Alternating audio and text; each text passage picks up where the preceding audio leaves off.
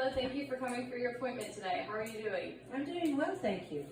Okay, just from looking at your health history, it seems that you marked that you smoke. Would you like to fill me in on what type of products you use and how often you use those?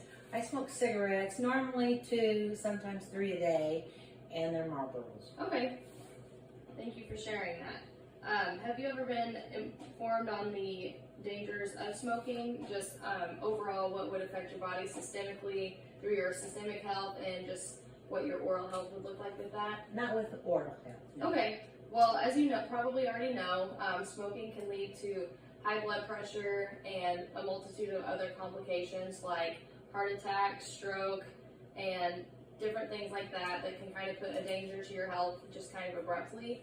As far as oral health goes, you could be suffering from loss of tissue attachment or loss of teeth that sometimes causes mobility whenever your tissue kind of wears away, so then your teeth start to fall out. You're also at risk for periodontal disease, which is not a reversible condition, however. It is something that we can maintain what we have the oral health of right now, but not really stop from progressing anymore. Do you have any questions about quitting? Are you ready to quit smoking? Yes, I'm ready to quit. Okay. How long have you been thinking about quitting?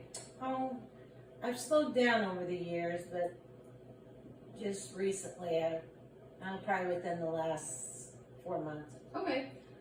Do you have any questions about quitting and what that would look like for you? Well, yes.